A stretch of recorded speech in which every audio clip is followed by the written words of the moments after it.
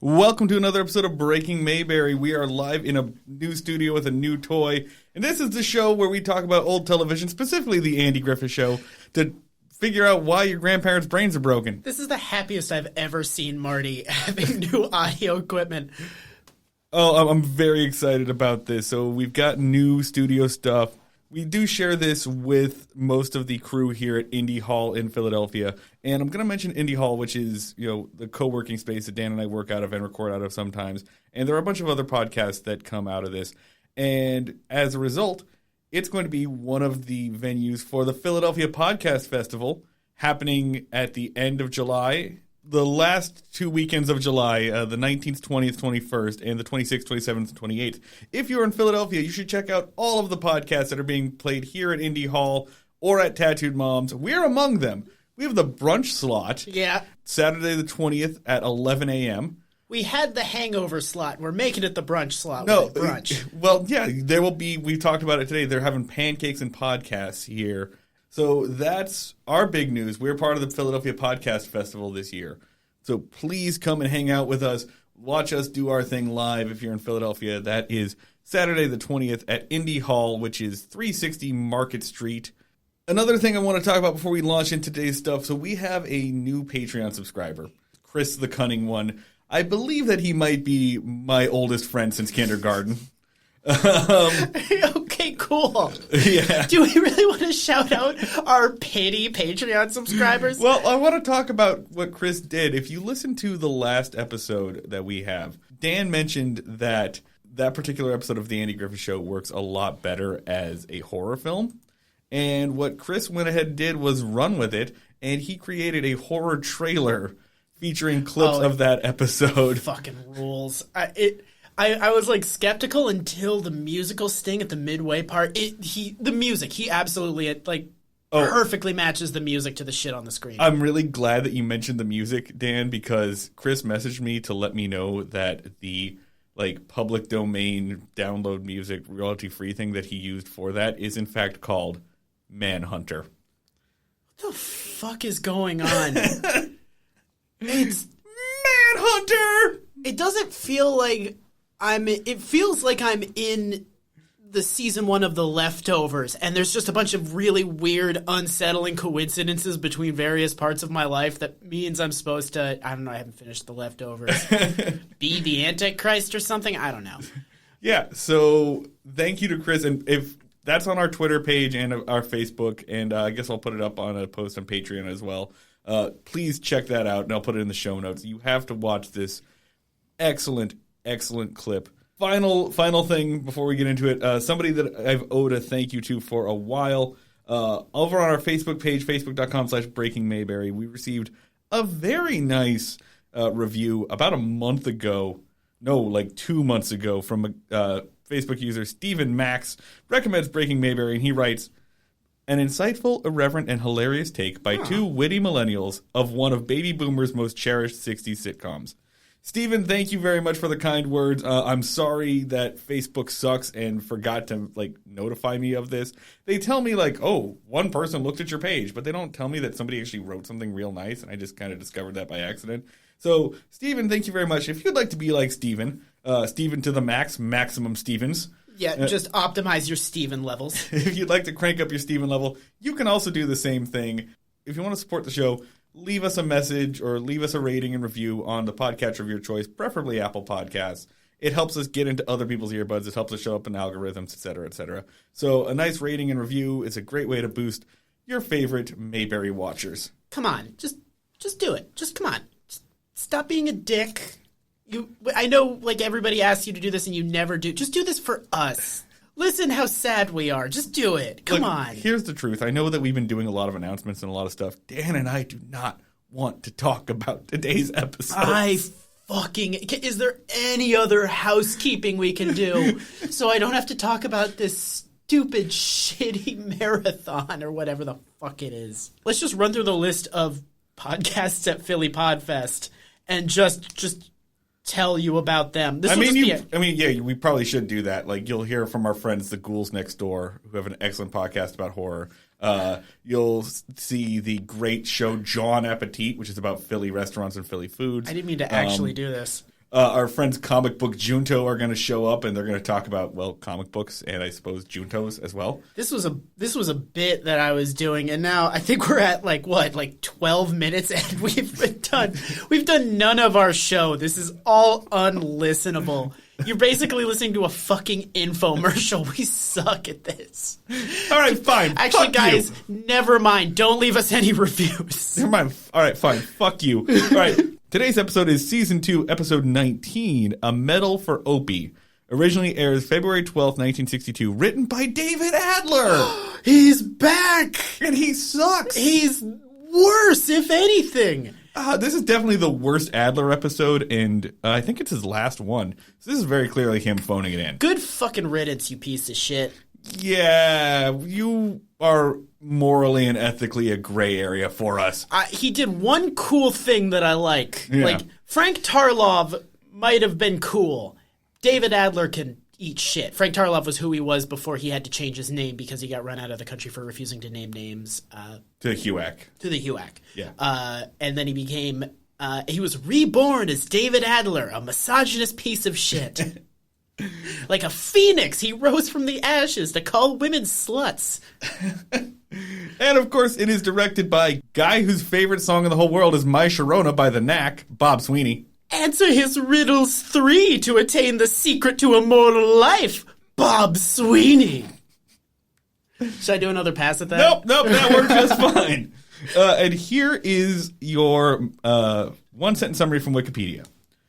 Opie must learn the value of good sportsmanship. When he comes in last in a foot race, he was sure he would win. Yep. That is what happens in this episode. It is. For sure. You're thinking, there's probably like a twist that makes this an episode of television? No. There might be more to that? No. No, that's it. It is a very linear series of events that quite literally could happen in your life. Just tomorrow, you could go to a schoolyard and just like ask someone what's going on, and they could tell you this. They could just tell you the plot of this episode. It's insane that this is on TV, ever, at any point in time. So let's try to walk our way through this. Okay. Our first scene is at the jail, where Barney is going through the mail, and they're seeing if anything interesting happened. And Barney says that he is waiting for an answer because he applied for a raise. Yeah. Applied to who? I guess just the state government. I mean, he works for the Mayberry County Sheriff's Department. He would be probably paid out of like the Mayberry municipal. Treasury. Yeah, right. They make it seem like he's sending it off to like the state. The state, yeah. It's you know what it is. Andy clearly controls his thing, right? Andy clearly controls his salary. I actually really like what I've decided this is, which is just like Barney's like, who do I ask about a raise? And Andy's like, you mail it to the state government, and at they'll 123 Government Lane, yeah, State, North Carolina. You just name it. Just write North Carolina on a letter and just send it to them, and they'll get an answer back to you. And then he just like really hastily under the desk writes like, from the government of South Carolina. No. So he's just so he doesn't have to deal with this. And like if he said like, oh yeah, the mayor said that you can't have a raise, Barney would be like, loading up my gun, gonna go to the mayor's office. About once a year, Barney asks for a raise, and Andy tells him to put his single bullet under his pillow when he goes to sleep at night. And then he comes in and gives him a little bonus coin and takes the bullet away. Yeah. No, he's established an elaborate, he figured out exactly how far away was too far away for Barney to drive to shoot up an office building, and he made that the address. So every single time Barney looks at a map and he's like, it's not worth it. Like, he just keeps looking longingly at an AK-47 that's sitting in the corner of his bedroom, like, maybe next year. If Barney gets a more fuel efficient vehicle, someone's gonna die. Oh my god! Yeah, no, he has to just keep moving that office further and further away in the return address. Anyway, so Barney is waiting to hear about a raise, and you would think that would just be the plot of the episode, but it's not. Yeah, well, it does take a very fun little bit of off-roading into Barney Fife's sex life, which is definitely what this episode needed. Right. So Barney's complaining because he took his side piece Juanita out for a Chinese... Not side piece, mistress. Yeah, right. The woman he is cheating on his long-term girlfriend with. Sure. Yeah. So he took Juanita out to Chinese restaurant in Mount Pilot because he can't go to a restaurant in Mayberry because people will see. Yeah. So he took Juanita out to Mount Pilot, which, by the way, is where Andy Griffith is actually from. That's a real place. And where they had a nice Chinese restaurant. And I feel like Chinese food was a huge novelty at the time. The way they're talking about it, I think Chinese food had just become mainstream popular. Yeah. Because you couldn't, I don't know, I can't imagine you're eating that in the 1930s or whatever. Well, and yes, remember, this is still technically 1962. Yeah. So it probably made landfall in America in the 50s. Right. Well, historically it came... A better podcast would look this up. Well, no. I actually know a little bit about this one. Historically, the reason why Chinese businesses tend to be either A, laundromats, or B, restaurants is because of the Chinese Exclusion Act of the late 1800s, which actually forbid those immigrants who had built a bunch of railroads from taking on any other jobs beyond those. So, really, yes. So, probably... in the early 1900s up through about the mid-20th century, there's a lot of Chinese families building restaurants and then Americanizing their own recipes. So, yes, probably right around this time. Yeah. So Barney tells this story about how he went to a Chinese restaurant with Juanita out in Mount Pilot, very far away. They got a pretty modest meal. Andy was like, well, maybe you shouldn't have spent so much money. And he's like, I spent nothing on her. I got a family. I basically got the Chinese food equivalent of a Happy Meal for me and her, and I didn't have enough money afterwards to tip, which was really embarrassing. And then, fuck you, Barney. Leave a tip. And then don't be Mr. Pink. Come on. He said something along the lines of I don't know what he was saying, but it didn't sound like he was singing my praise or some shit like that. Didn't sound like he was calling me sport. Yeah. So basically, he went on a date. He got the cheapest menu item possible, and then he didn't tip and got called out for it. And which, if you can't tip, don't go to the fucking restaurant. I mean, maybe he could tip if he didn't have to spend that money on gas to drive out to Mount Pilot. Well, just don't cheat on your girlfriend. Stop cheating on your girlfriend. It's just a cascade of bad decisions. It's not economically feasible to cheat on your girlfriend. No, you don't have the money to have a side piece. You can call her a side piece, but I can't. Well, I just wanted to establish, because I don't want people to be like, oh, maybe Barney is in kind of an open relationship type deal, they haven't gone official or anything. Side piece kind of leaves that ambiguous. No, he's cheating on his long-term girlfriend who's waiting for him to put a child in her. Who just said that 2 episodes ago. You have a note here. I don't even remember this, but I know what happened. Your note says, Barney shoots his gun off for literally no reason. I can't remember why he did it. Okay, so Barney shoots his gun. Yeah, Barney is just he's talking. I Oh, remember why. Because they're talking about the track meet. Yeah. So this is the plot, is the sheriff's department is putting on They a track haven't meet. discussed, the track meet hasn't been discussed yet. That's later. Opie, they don't talk about the track meet until Opie comes in. I cannot tell you. I watched this yesterday and this morning.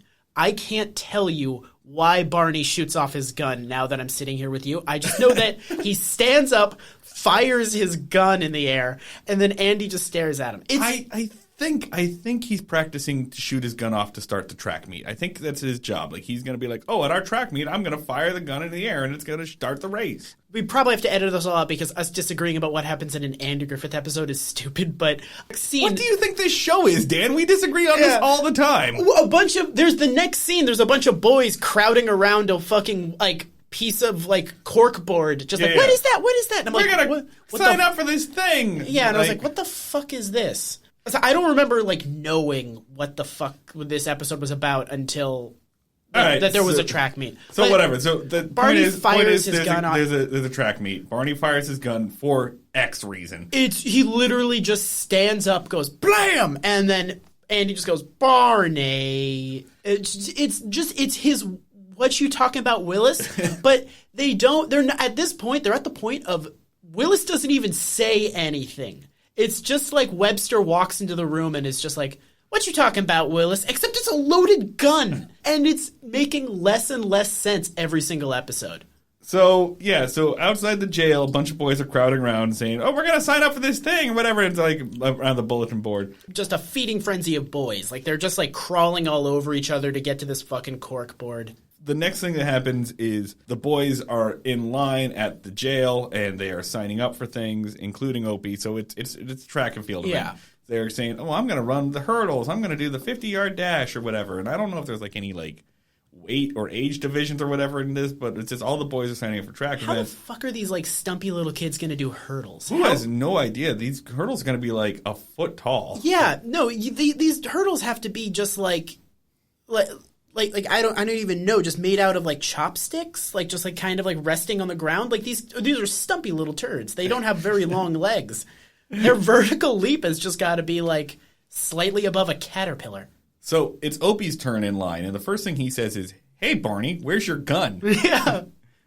And Barney just like looks very uncomfortable, just like, new rule: we can't have a loaded gun in the jail cell. There's just the implication of like, all right, you just fired your gun into the ceiling, and there's like a bunch of kids coming, so no. Yeah. Andy takes it and puts it away in his drawer. There's a little moment. Andy does a little dad thing where he pretends like he doesn't know which kid Opie is or know who he is. Whatever. It's fucking cute. It's a nice little moment. It's not really a joke. It's just a thing a dad would do. It's a super daddy moment. Opie says that he's going to run the 50-yard dash and he's going to get a medal. Andy says, why are you so sure you're going to get that medal? And Opie's entire logic is, I really want one. Yeah. He doesn't seem to think that any of the other kids that signed up also wanted one. So you can see sort of this cascading. It's like an avalanche of, no, it's like a butterfly effect of bad parenting. It's just one bad parenting moment leads to another bad parenting moment, which leads to another bad parenting moment. And then when at the end the kid is being a shithead and Andy's just like, oh no. How did this happen? Because they don't. I did nothing, and yet it didn't work. Yeah, when I thought, like, watching it back in the second time, that, like, Andy would be, like, trying to prevent this from happening. Like, eventually, Opie learns a very bad lesson that Andy has to correct. I thought, looking back on it, I was like, the entire time the bad lesson is happening, Andy's going to be trying to stop it, but he doesn't manage. Andy just, like, sits back and watches this bad lesson happen. And at the end is like, wait, did a bad lesson fucking happen? Ah, shit, I gotta get in there and parent. Because Opie's like, I'm going to win a medal 100% because I want it super bad. And Andy's like, cool, no follow-up questions. Yeah, and Barney's like, yeah, you're going to win that medal too. You're going to win the hell out of that medal because I want a medal. And if I can do something, anyone else can do something, which honestly is a fair point. Yeah, and then he just sort of segues into just a prolonged, like, 20-minute brag. Y'all know where this is going, all right? What we're leading into is a Barney Fife training montage. Montage. Oh, yeah, so he talks about all the training he did. He says he used to be a great big fella. It was like, before I fell off, I used to be huge. And he was like, yeah, when you were a kid, you weighed like 10 more pounds than you do now. Yeah, I can see him being a tall child. Yeah. He hit puberty really early and then nothing changed. Like, it was just a bunch of kids and then Don Knotts in, like, slightly too short pants. And then just everyone slowly turned into adults and left him behind. So we get to a Barney Fife training montage. So Opie asks if Barney can train him and said, like, can you train me and make it an absolute 100% certainty that I'm going to win this race? And Barney says, yes, 100%. I guarantee your tiny heart beyond a shadow of a doubt, you're going to fucking win. All right, get the fuck out of here. We're doing this tomorrow. And then as he walks out, Andy's like, you have like 3 days. You're going to make him a racing champion in 3 days. And Barney's like, yeah. And then training montage. Yeah, so here's the training montage. The next scene is Barney is holding a jump rope. They're standing outside, and he's like, all right, Opie, here's what we're going to do. We'll start with the jump rope. And I got to say, like, it's a very funny, like, Rocky and Mick kind of thing. Like, Opie's even wearing the, like, little sweater. It's not a hoodie, but he's got, like, the towel wrapped around him. And it's adorable. He looks like a little tiny adorable. Rocky Balboa. And they do the thing where, like, Opie's going to run alongside while Barney is on a bike behind him, except Barney can't ride a fucking bike, apparently. Yeah, he gets, like, immediately winded while trying to keep up with a running child on a bike. Barney suggests, all right, well, we're going to get your cardio up. We're going to get your heart running with some jump rope. So jump as many times as you can, and maybe it'll be nice if you do one of those little jump rope rhymes. Mm-hmm. And he does a little rhyme as he's jumping and skipping rope, essentially. And a farmer, like, pulls up in a truck alongside him and makes fun of him a little bit. He just watches him. And he says, hey, Barney, why don't you come over to my house and play jacks later? Which I thought was, like, a legitimate invitation. I was hoping a little bit that maybe that was, like, adults do? I was hoping that these two grown men were going to get together and play jacks and hopscotch, and it would be delightful. Honestly, there was such little shit to do in this town that maybe could totally... If you showed me the men in Mayberry just, like, playing marbles in the back of Floyd's barbershop, I'd be like, yeah, that seems appropriate. Like, what the fuck else are you going to do? Is that Fish really again? Is that really that different than the checkers games that they take so very seriously? Yeah. Their only hobbies are checkers and... I guess fishing and checkers again. They don't even play chess. So Opie goes to bed, and there's a little dream sequence with a little, like, fade away. Like, I actually really like the dream sequence. Do you want to talk about before we can jump back into it if you don't, but do you want to talk about the weird jackassery with Barney's legs? I don't even know what you mean by that. There's a weird thing where they're sitting on the porch, and Barney has... Andy, like, he sits on his back and he, like, sticks his legs out, and then he has Andy sit on his legs and tries to, like, kick him off. Oh, yeah. It's really weird. There's a weird, like Greco-Roman wrestling kind of deal between Barney and Andy where, like, Barney wants to use Andy's body weight to, like, stretch out his legs or build his leg strength or whatever. To do, like, a seated leg press with Andy's body weight. And, of course, he's not able to do it, and it's very weird and only, like, less homoerotic than you would think, honestly. Describing it sounds like it's going to be homoerotic as hell. It's Barney, like, kicking his feet into Andy's butt, but it's just very, just more uncomfortable. I honestly forgot it happened, and I'm mad at you for reminding me. Yeah. Also, Barney refers to himself as Greased Lightning in this, just sort of out of nowhere. Just out of nowhere. Yeah. Just gives himself the nickname. Yeah, just like, by the way, he already called himself Barney the Rabbit. He called himself Barney the Rabbit, yeah. And now he's calling himself Greased Lightning, so he's just, like, basically coming up with excuses to give himself nicknames. So Opie has a dream sequence, and I actually do kind of like the dream sequence. It's a little bit clever. He dreams about, like, the day of the track meet, and Barney fires the pistol in the air, and then they sped him up. They speed Ron Howard up, so he, like, runs really fast. And then it's Andy in a scene that kind of looked like it came from a face in the crowd. Yeah. Of him, like, all right, and the winner is Opie Taylor. And I really like the way that Bob Sweeney did this because they are angling the camera up so that Andy looks huge, which is how, like, which is how Opie sees him. Yeah, right? That's how Opie sees. He's always looking up at his father, and so Andy picks Opie up and doesn't have anywhere else to put him to put the medal on because his whole front is covered in medals. So he turns him around and pins the medal to his back. Yeah, he's just, like, covered in medals. And then Opie wakes up and has to check his pajamas for medals. I guess it's cute. It's nice. I like this scene. It's a good scene. It's, I think, the most experimental the show's ever gotten, like, showing a warped reality within a dream sequence. Yeah. So that part's interesting. actual competent filmmaker Yeah, Bob Sweeney. my God. Like, yeah. It's like watching... It's like watching a caveman slowly like learn how to make basic tools, and this we're just like, oh, he learned how to sharpen a stick. Hell yeah. Oh, look at this caveman learning spatial reasoning. The day of the race, we go over the rules. I kind of just want, let's just skip this whole thing. Okay, no, so because it's nothing. They explain the race rules. Barney explains the rules for firing the starting pistol for slightly too long. He says multiple times that he will fire the pistol. He keeps talking about himself firing the pistol. He's very excited about firing the pistol. Yeah, he talks about shooting the gun. They race. Opie comes in last. Opie just walks off very slowly. And they just kind of like watch him walk off into the distance like fucking the Hulk. Yeah. Yeah. Yeah, he just gets his sad music. Yeah, so... We're like, why? Who is he hitchhiking to right now? What the fuck? Yeah, so that's the clear point, is that Opie got his ass kicked. Yeah. He came in dead last. He got smoked because he had the most unwell person in town. Yeah. So back at home, Opie is kind of sulking around, and oh my God. It's so it's just this long lecture.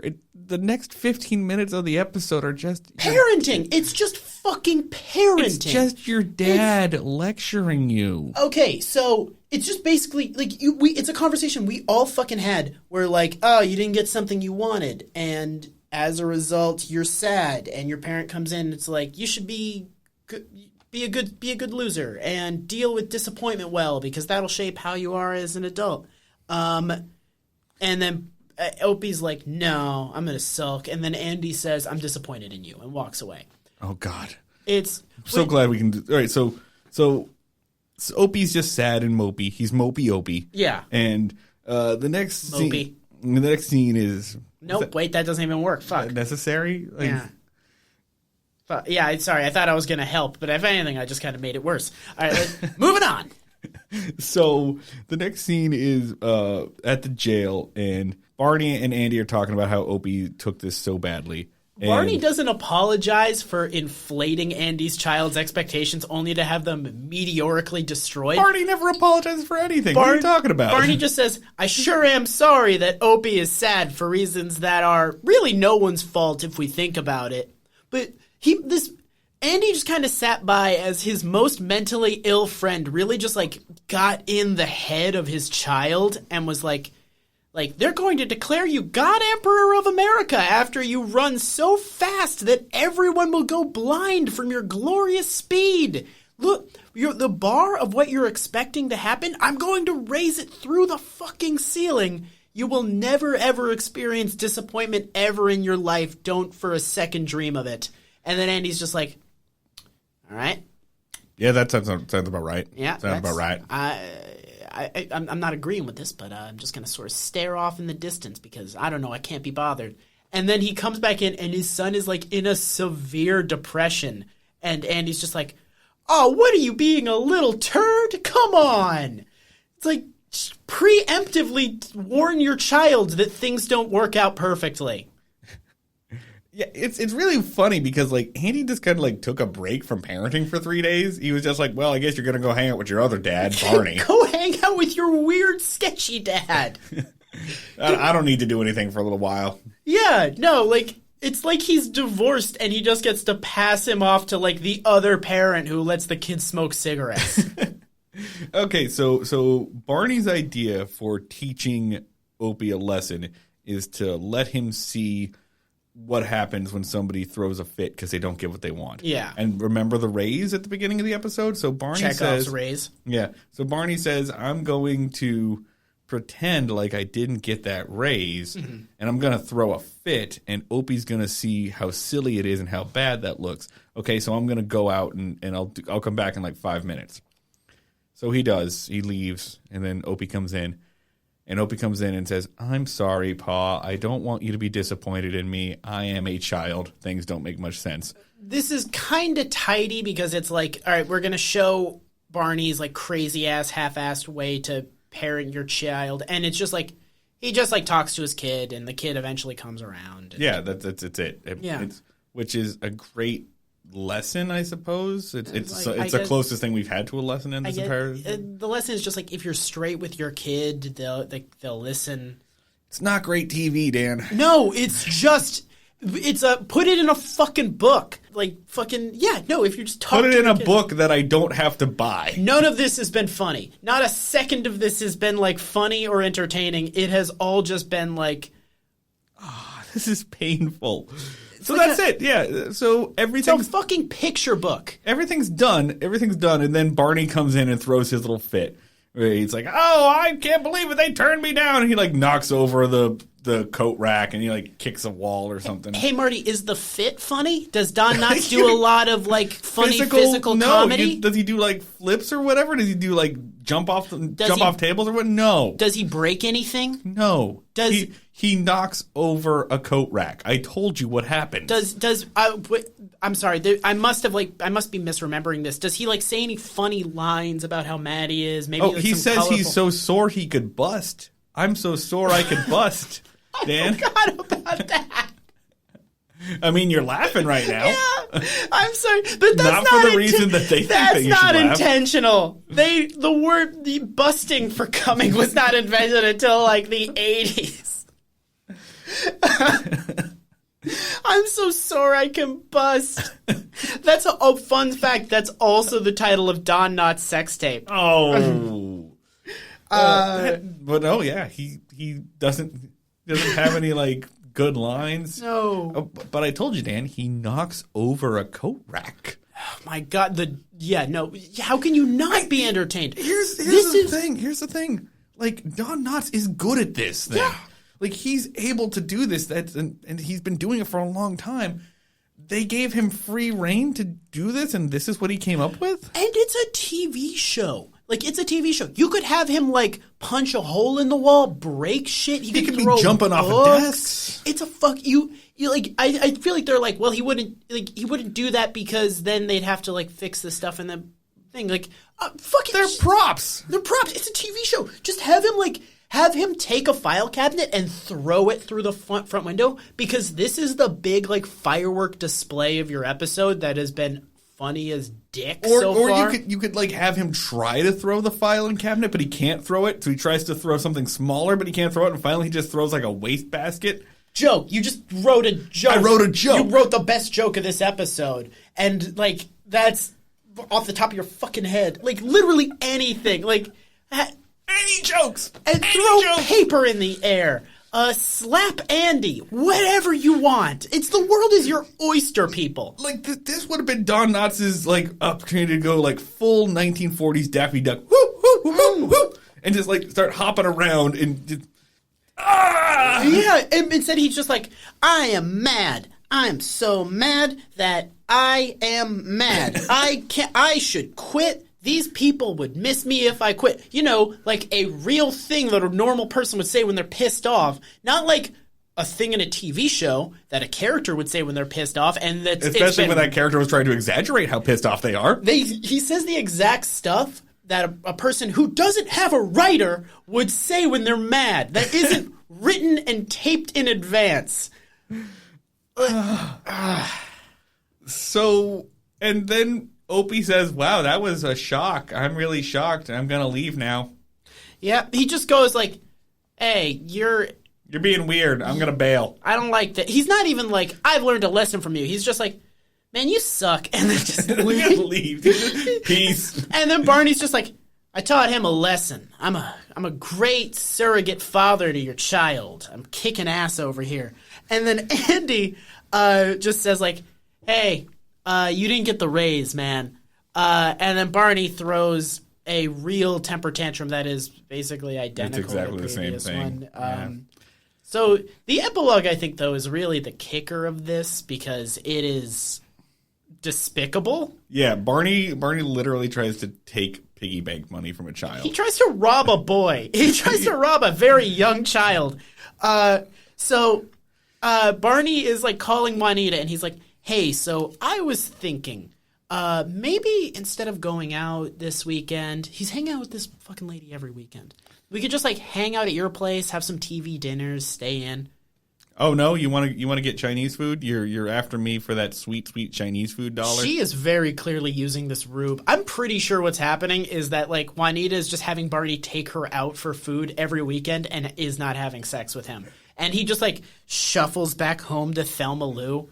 And then like just doesn't have sex with her because he didn't catch any fish this week, so he can't get erect. He can't get her. But yeah, so he's like, okay, yeah, let me see what I can do. And then he hangs up the phone. And meanwhile, Opie has brought in like his piggy bank that's just a cash register and has just been like putting money into it. I don't know why he went to the jail. Ching, ka-ching, ka-ching. It actually, I don't even know if he's putting money in. He's just kind of like making the like ching noise. Just playing with his piggy bank. And Barney, like, takes it, and he's like, boy, I like Chinese food. Do you like Chinese food, Opie? I really like Chinese food. And he, like, slowly pulls the piggy bank. He like, pulls it. He's like, wow, that sure is heavy. So, Opie, I'm going to get Chinese food this week, this weekend.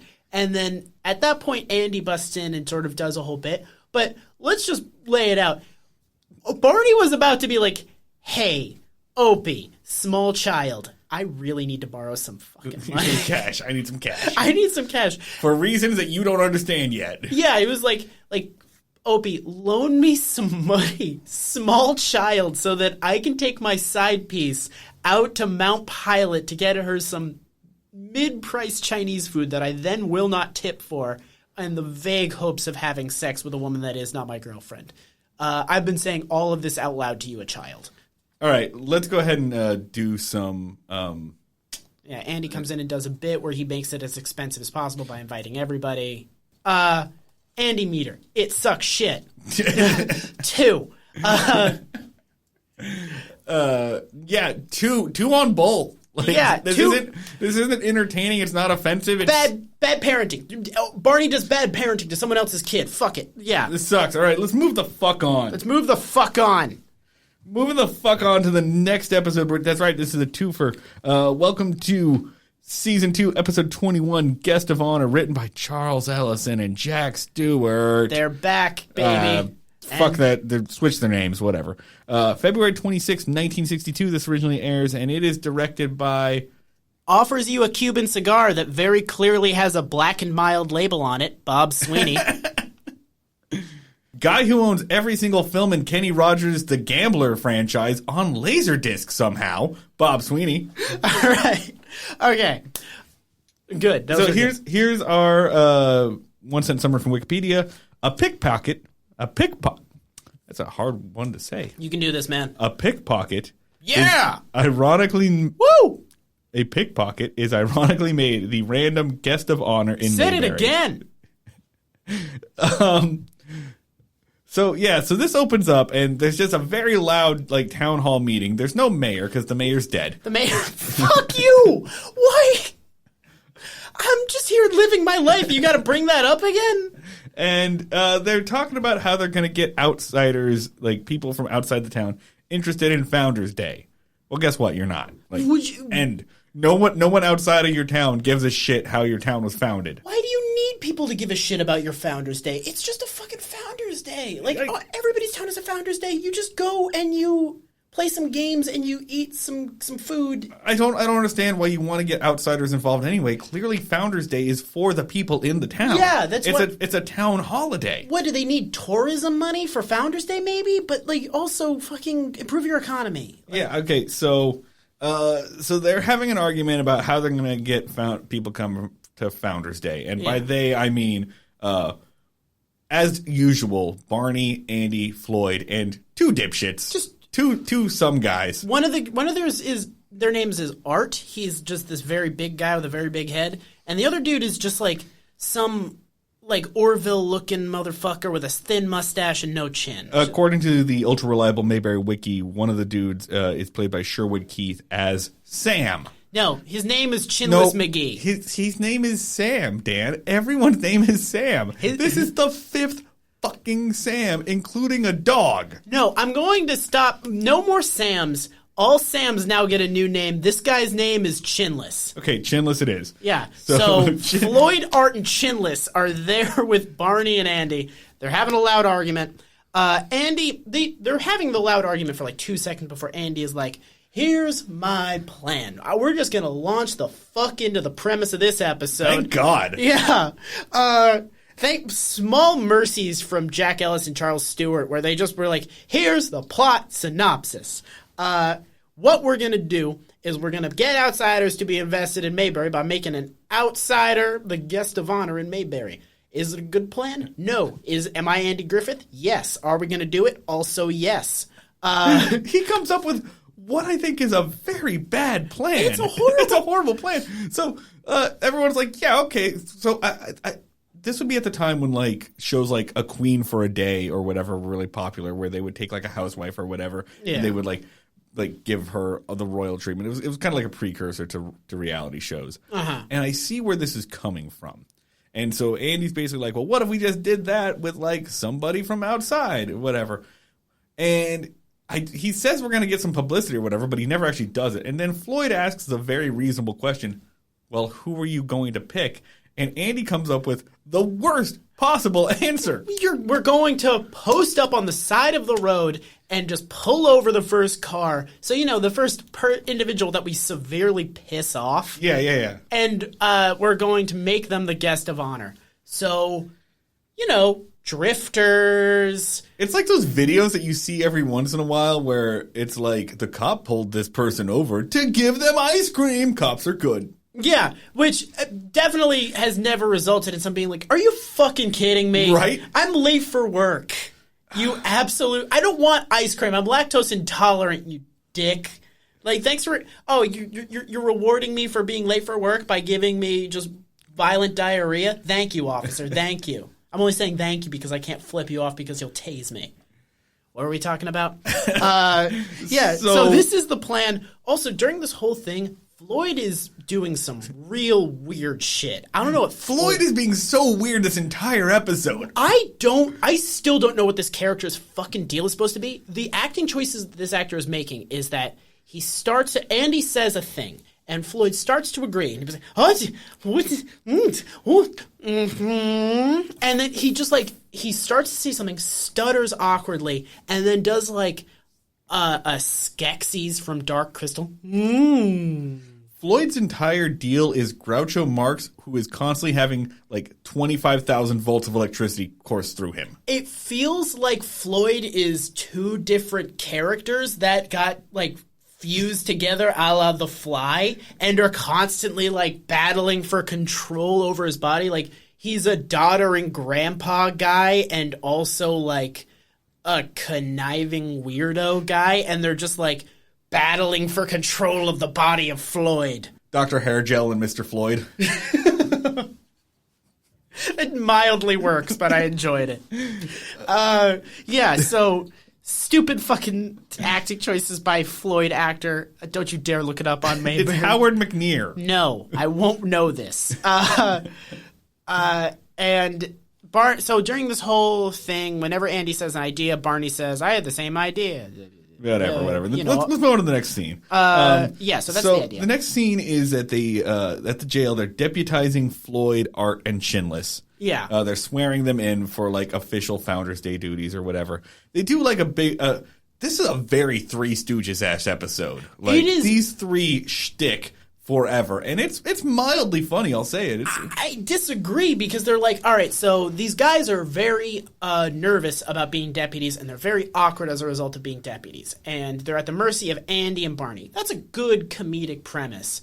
What do these guys really have to work with as like comedic props to be awkward with? Well, hats. you know how people wear hats. You know how people wear hats, and sometimes hats are different sizes. They're going to put on the hats, and it's not going to be that one of the hats is, like, comically too big for one of their heads. It just doesn't look great. Yeah, just slightly too large. It's not an ideal fit for Floyd's head. So Andy has them switch hats, and it looks equally okay. None of them look bad. They just don't look as good as they could. And then he has them switch back. Boom. The fucking grand slam physical comedy. Crushed it out of the park. I'm rolling in ecstasy here. What's the next thing that they do? Oh, okay. So Barney gets to do his new developing catchphrase, nip it in the bud. I do not understand how they're going to keep working in this phrase. How are they possibly going to keep up with excuses for him to say nip it in the bud? I don't know, but basically he keeps screaming that if there's going to be any trouble at Founders Day, they need to nip it in the bud. Yeah. And, you're right. Andy does break. Andy Griffith, the actor, breaks character in this. He thinks that Don Knotts yelling this is really funny. He's freaking out. It's just him yelling "nip it in the butt." What made this funny? Was it like where they're like bud is kind of like the word butt? But yeah. Nipping it in the butt. Oh God, we're great writers. We're trailblazers. So then Art asks if they're going to be armed. And Barney says, no, you need to be qualified and trained to be able to hold a pistol. Hey, folks, what do you think is about to happen? Bam! Shoots. Oh, hang on! Ow! We have a soundboard now! Yeah, look out. We're only going to use that button. Wait, once. We're going to use both of those buttons. God help all of you. Yeah, so immediately, fires off the gun into the floor. All right, we're on limited studio time. Let's go. Yeah, so he fires off the gun into the floorboards. And then, at this point, how many fucking gut bullet holes has to be in the floor of this jail? And the ceiling. From these 2 episodes, there's one in the whole floor and one in the ceiling. There has to be an episode coming up where a building inspector just comes into the jail. It's like, what? How did you What happened here? How did you compromise the structural integrity of an entire building using small bore bullets? It looks like this building is out of a war-torn Eastern European country. So fast forward to the next scene, which is the city limits, or the county limits, where somebody is in the next county. And it's Pierce County. Pierce County, and a police officer is kicking a man out of town. He's escorting a dude out, and he's just like, "Don't you ever come back to Pierce County? Yeah, I will fuck you up. I will fucking listen." I'm giving you this one warning. I'm not sure why they don't really establish why this guy is getting a pass. You come back, I'm gonna fucking bury you in the bayou that Pierce County probably has. I don't know. I don't know if this part of the South has a county. The well-known bayous of North Carolina. Well-known bayous. I'm a cop. I'm new to this area. I don't really know what we have to bury you in. But I'm gonna find a thing. And I'm gonna fucking bury you. Do we have swamps? Do we also are swamps and bayous different? I'm gonna bury you in a fucking swamp or a fucking bayou, or maybe just a small body of water. I'll weigh you down with a thing, probably a cinder block. Maybe I'll just bury you in dirt. That's probably a better. It's probably a better move. This threat got away from me. Again, I am new to town. I don't know the geography of our area. I imagine I'm gonna fucking kill you if you come back. My name is Derek, by the way. They probably should have had a more experienced cop do this threat. Okay. Fuck. So anyway, this dude is a pickpocket. Yeah, he's turning to fucking kill a pickpocket. He's like, get the fuck out of town. Guy who steals shit. And to be clear, right, this guy had to be a pickpocket because the Andy Griffith Show has such a weird concept of crime. They were like, we need to have a criminal, but have him be a fun kind of criminal. Yeah, I also... he just kind of steals watches. Just petty thievery is the exact level of crime that we're going for. I also love that he's just the gentleman crook, but the mini-me version of him. He's the Walgreens version, the Walgreens brand discount. I love that every single criminal in the Andy Griffith Show is either I'm a hard-boiled murderer. I'm grumpy. My jaw is square, and I'm kind of short, and I got a flat top. Or just also thin mustache. Hello. Yeah, he's definitely the latter. I'm a failed clone of John Waters. Yeah, definitely going for the real Vincent Price kind of thing. Yeah. Oh yeah. God. Yeah. No, that's what he's a failed clone of. Yeah. So this guy's being run out of town. On the way out, he stole the chief of police's watch. That's the joke. Yeah. So down the road, this guy's driving in his car, and he gets pulled over by Andy and Barney, who are like, And he thinks they know who he is. Yeah, but they're like, do you know why we pulled you over? He's like, crap, you're about to shoot me in the face and bury me in a swamp or bayou. We haven't established if there's swamps or bayous in this part of the country yet. And he thinks that that's going to go down. But then he realizes, oh, you have no idea who I am. They're like, come with us. You're going to be the guest of honor. Now, here's the thing. Once again, you have a horribly missed opportunity for comedy. Because the entire half-hour episode could have just been this guy thinking that they're going to arrest him. Yeah. And they keep trying to give him stuff. And there's like, that's comedy. No, instead. He thinks he's being entrapped. Yeah, instead they tell him right up, nope, you're the guest of honor. We're going to give you the key to the city. We're going to give you everything. He could have basically he could have gotten on the phone with somebody and been like, this is clearly entrapment. This is too good to be true. They're trying to trick me into robbing them so that they can arrest me. And they'll be like, why is he being so dodgy and weird? That would have been like a fucking farce. So the next episode, or the next scene is it's Founders Day. They're having a parade for him. Moody says, he lies and says his name is Thomas A. Moody. Yeah, he's Thomas Moody, traveling salesman. And he says, what will I do with everything in Mayberry? Well, I'll take it. That's the joke. Yeah. He shakes everyone's hands. He shakes the hands of Barney and Andy and all the town council. And he says, well, I guess I'm going to go back to my hotel, Jason's hotel, to freshen up before I journey through the bazaar of Mayberry. It's the most pointless speech, but like it's almost kind of realistic because like what the fuck would this guy have to say? What would you have to say? What like if you were just like traveling through a town and they were like, give a speech about how great our town is, be like, I've never been here before. The swamps and or bayous are absolutely lovely here. The shade of paint on that building I'm looking at is pretty good. That guy's breath is nice. These are all the reasons I know why this town is good because I've been here 5 seconds. I assume you have a post office. I figure if I sent mail to or from here, it would arrive here at a reasonable time. Based off of the sample size that I'm looking at here, it appears that you people aren't ugly. That's cool. That's cool. Most of you are passable. Yeah. Let's see what else. What else we got going on here? So that's kind of the speech he gives. Do you guys have a sports team? No? All right, I'm going to go freshen up at my hotel. Yeah, I'm going to leave now, and I'm taking your watches as I go. Yeah. So he shakes everyone's hand, makes a big theatrical thing of like going up and down the line, and walks away, and they all like try to check their times for the next event, and none of them have watches.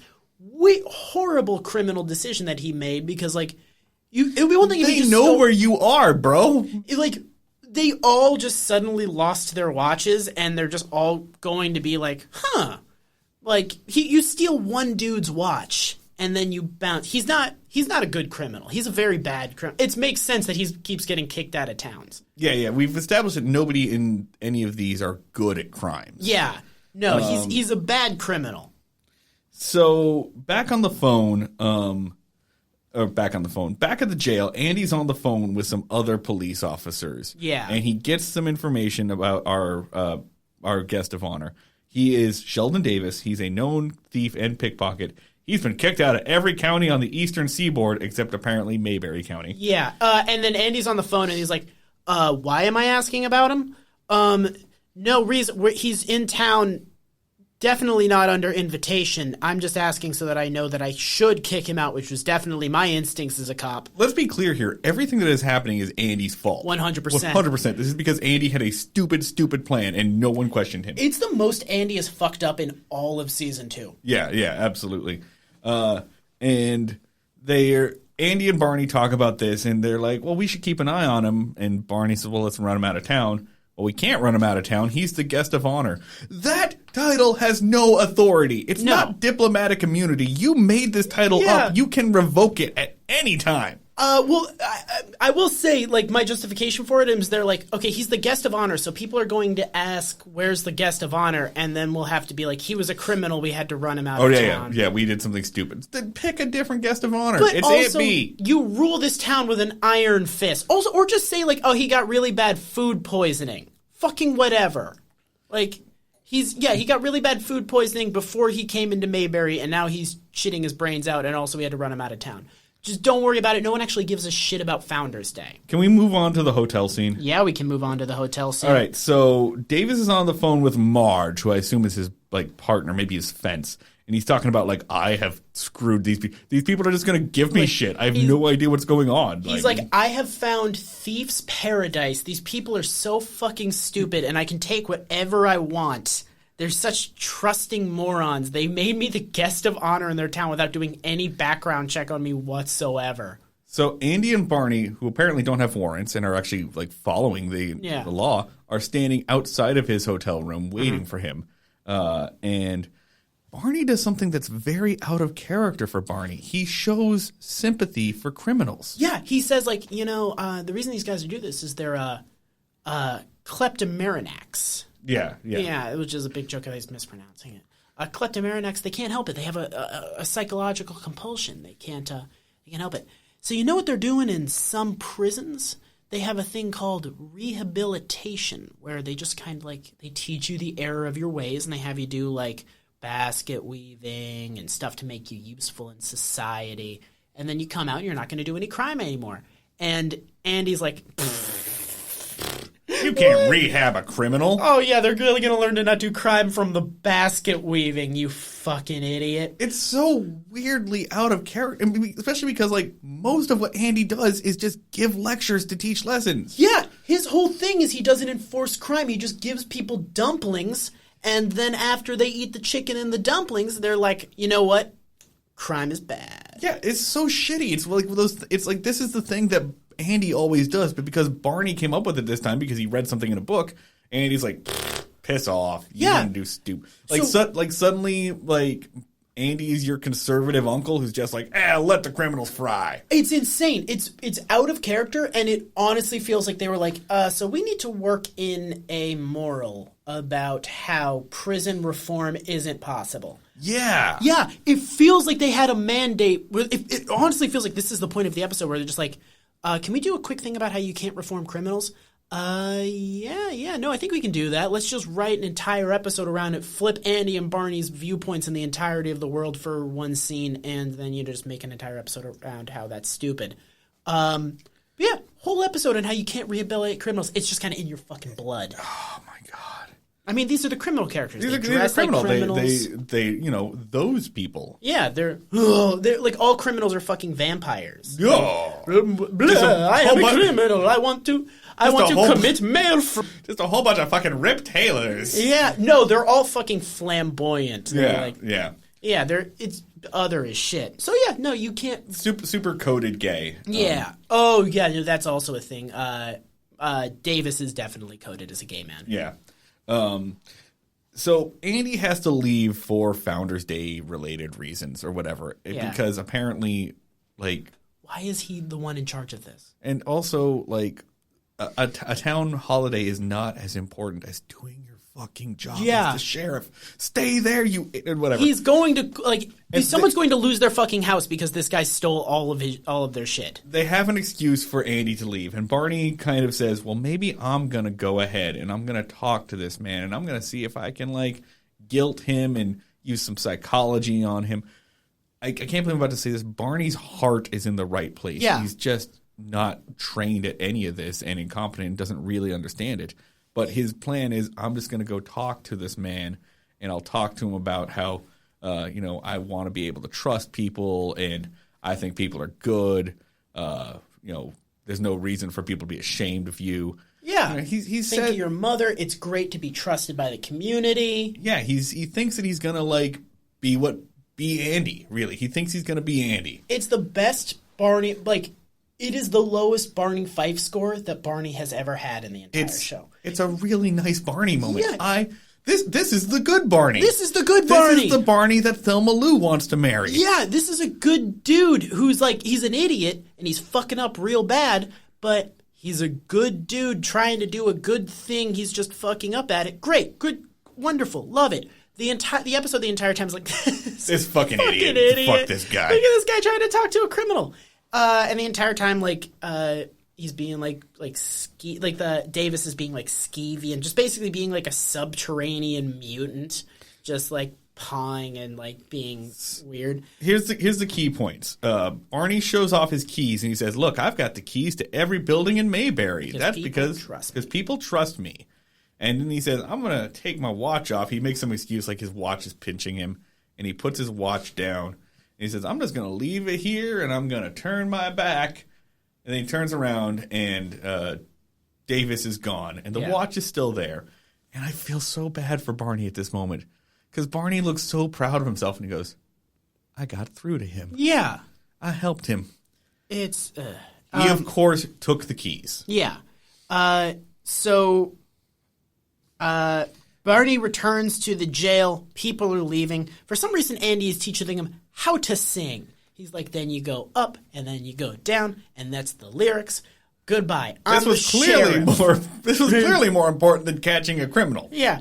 For some reason, the sheriff is the singing coach, and even though we know that there is a choir director, and I'm teaching the choir the lyrics to the song like 5 minutes before they go on. This is this foundation is going great. To be fair, like that's how like every small town festival I've ever seen goes. Like, yeah, that seems dead on. Yeah, that's fair. So Barney returns and he's super proud of himself. And Andy, I want to point out, this is the first time we've ever seen Andy get really upset, and also his hair is out of place. Yeah, it's crazy. It's great. His hair is like almost doing like the Superman curl or whatever, but his hair is like flopping out.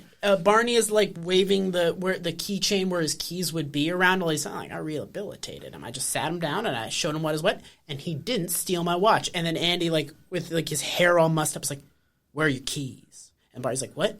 Your keys, Barney? Where are your keys?" I'm not doing a southern accent. I'm pretty sure I'm like, your keys, Barney. Your keys, Barney. Where are your keys? You became Christopher Lloyd there. I know, yeah. It's kind of morphed into that. Gotta get your keys to go back to the future, Barney. A little bit of Ralph Cramden in there. I know, yeah. I think I invented a new accent by trying to do that. So Andy's legitimately upset, and basically they just go, "Well, fuck," and they just. Well, looks like we got to go on patrol, and they, tell Floyd. By the way, this entire episode, Floyd and the other dipshits have been dipshitting around. They've been the fucking like penguins from Madagascar, just no, like bumbling because the penguins from Madagascar are funny. Yeah, it's true. I mean, they're just kind of like bumbling around, bumping into each other, and they're balloon animals. They're fucking minions. There you go. Yeah, they're just like bumping into each other. And, yeah, they're just not saying any lines, just kind of moving around as if they're about to say lines. And so the best part about this is like, okay, we have a crisis. We got to find Davis because he has the keys to every business in town. Emergency, stakes, big deal. Next scene, jewelry store. Davis is robbing the jewelry store. They see Davis robbing the jewelry. They walk outside. They look in the first building, and Davis is just committing a crime. He has gold watches up and down his arms. He's such a bad criminal. They're just looking oh, thank God he's a moron. He didn't go Mayberry's not very big. They could have probably looked out the window of the jail and saw him in the jewelry store window. They could have just done a thing where Andy's like, we gotta find Davis, and then Barney just lleans out and looks over the window. There he is. He's in the jewelry store. Yeah. There are exactly 35 seconds of stakes and tension in this episode. Andy's facial expression so severely oversells the severity of this moment that it's almost funny in its own way, because it feels like it's the first time he gets upset, so it almost in the show's context, remember the first time you saw your parents freak out and it was this huge watershed moment. It feels like that for the show, where it's the first time you watch Dad Andy freak out and lose control of the situation, and then it just 2 seconds later nah, it's cool. The best part of this is that they almost don't catch him. They almost walk past the jewelry store. They almost walk past, and then they have to stop and double back. So they why do you not start at the jewelry store? Why don't we just pick 2 places in town where anything valuable is? Oh, so they're all right, so here's the places we're going to check. First, I think the yarn store. I think that's the most important place. After that, I'm feeling like the scrap metal yard. I feel like probably hamburgers. I think I would pickpocket some hamburgers I right would now. definitely, if I was a thief, I would steal 40 hamburgers. I would go yarn. Because I'm wimpy from Popeye. Go yarn, scrap metal, hamburgers. Is there like a place that just sells like bundles of sticks? What about the town tire fire? I feel like some flaming tires would be like on the black market. We'll start there. So I think after that lunch, because we got to take a break, and then I think after like a good 2-hour lunch, I think maybe after that we check the. We'll get to the jewelry store eventually, but I think after that we should do maybe like the car dealership, or I'm trying to think of like other like valuable shit. Car dealership. What could possibly be in this fucking town that's worth stealing from? Car dealership. Maybe should we do the bank or the jewelry store last? Oh, you know what? Maybe the schoolhouse. Maybe the schoolhouse. Yeah. The chalk is. Why are we letting this bit go on? This is not. He's gonna steal a kid. What if that was the thing he did? What if instead of stealing anything of value, he just immediately steals a fucking kid? Okay, so stealing a kid is called kidnapping. That's a different crime. I'm like, Barney, we really goofed up now. We got to do an Amber Alert. Fuck. Again. We let this bit go on way too long. Yeah, no, edit out how bad that bit was. So he's doing a robbery. He tries to sneak out the back. Real quick, he goes outside. He tries to light his. He puts a cigarette in his mouth. Andy lights it for him. Says, "Oh, what a tangled web we weave." Doesn't totally make sense in the context of this situation. They put him back in the cell. There's yelling. He steals Barney's badge. That's the epilogue. Yeah. And so there you go, folks. The lesson is you cannot rehabilitate criminals. Yeah, nailed it. So Andy Meter. I actually like this episode, so I'm going to give it like an 8. 3. 4. Really? This episode actually was kind of amusing to me. I kind of liked it. It's fine. Whatever. Fife-o-meter. God. The idea that, like, you just... Worst moral in a hot minute. Yeah, definitely. So the idea, basically, that we should just laugh at people if they want to, like, rehabilitate. Yeah. That rehabilitation is a laughable idea. Yeah. 7. Maybe an 8. I think an 8. I think it's the worst. It's like the most coherently terrible moral in a really long time. Not one that I have to like infer through analyzing a series of events. They have a big fucking billboard that's like, you can't rehabilitate criminals. Just punish them. Put them in jail. Yeah, so. That's it. I'll record the other stuff later. Yeah. Maybe just explain like we had to rush out the studio. Yeah. Okay, folks, sorry about that somewhat rushed ending there. We were impeding on someone else's studio time. That's kind of the price you pay when you are working in a studio. But, as always, don't forget, you can follow me on the internet. I am at Schneid Remarks. You can follow Dan on the internet. He is on Twitter at TheLuds with 2 Ds. If you want to follow the show, you can follow us at Break Mayberry on Twitter, Facebook.com/Breaking Mayberry, Patreon.com/Breaking Mayberry if you want to subscribe to our Patreon and get all sorts of good stuff, including a upcoming project where Dan tortures me by making me watch anime. So you're not going to want to miss that. Other than that, y'all know the deal. The music you listened to earlier was by Max Ludwig. The music you're about to hear is Appalachian Coal Mines by the band Ask Again. Don't forget to check us out if you're in Philadelphia. Come to Indie Hall on Saturday, July 20th for podcasts and pancakes featuring us. And we will see you all down at the fishing hole.